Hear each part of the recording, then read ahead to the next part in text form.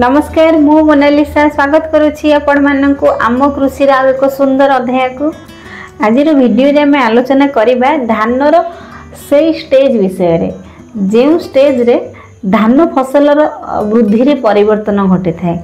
जदि आपणको धान रोइबार 25 रु 30 दिन कि 35 दिन हो गलानी ताहले एही वीडियोटी आपण मानक पई पूरा पूरी परफेक्ट वीडियो।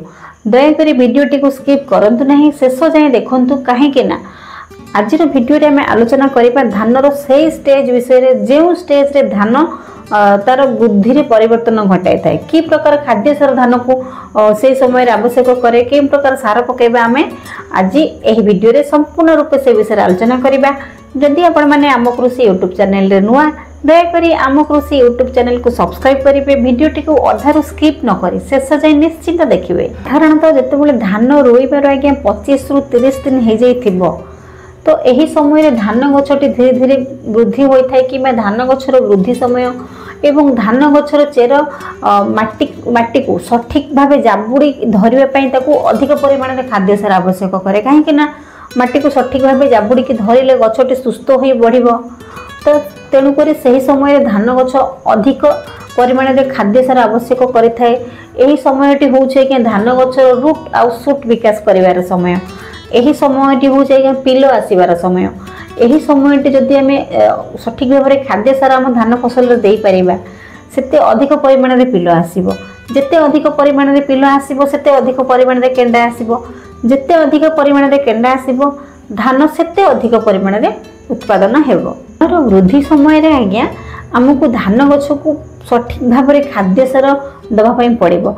यही समय जदि गोटे भी खाद्य सार आज्ञा अभाव हो जाए ताहले निश्चिंत भाव में आमर उत्पादन उपर यार प्रभाव पड़ो। तेणुक आमको यही समय धान गछ को सठिक पोषक तत्व जोगाइबा पड़ो। से आमको नवापाई पड़ो आमोनियम सल्फेट।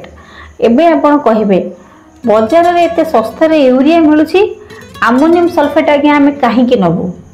आमोनियम सल्फेट आज्ञा आमे एइथिपाई नबा आमोनियम सल्फेट यूरिया ठारू 4 गुण रे आज्ञा भल बहुत भल काम करिथाए।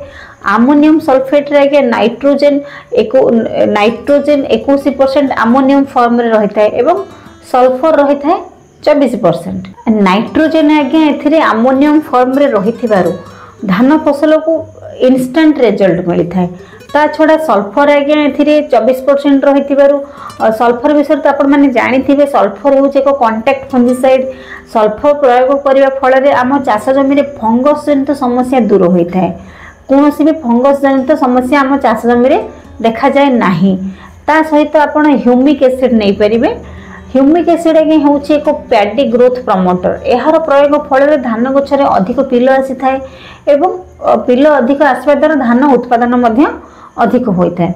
तो आपन को सब गुड़ा को मिक्स करने पड़ो। प्रथमे तो आपन को नवापाई पड़ो आमोनियम सल्फेट 35 केजी पर एकर एवं सल्फर आपन को नवापाई पड़ो 3 केजी एवं ह्यूमिक एसिड आपन को नवापाई पड़ो 500 ग्राम। ता छड़ा आपन जिंक सल्फेट नेबे नहीं आज्ञा, जिंक ऑक्साइड नेबे 250 ml जिंक ऑक्साइड स्प्रे करिवे नहीं। एहा को सब सार गुड़िक एका संगे मिक्स करके आपण चाष जमी रे प्रयोग करेंगे। एहा द्वारा एक बहुत भल रिजल्ट आगे आसीबो। धान गछरे अधिक रु अधिक पिल आसीबा सहित धान गछरे अधिक रु अधिक केंडा मध्ये आसीबो। अधिक केंडा आसिले आपण माने निश्चिंत भाव में आमे धान चाष रे अधिक अमल मध्ये करि परिबा।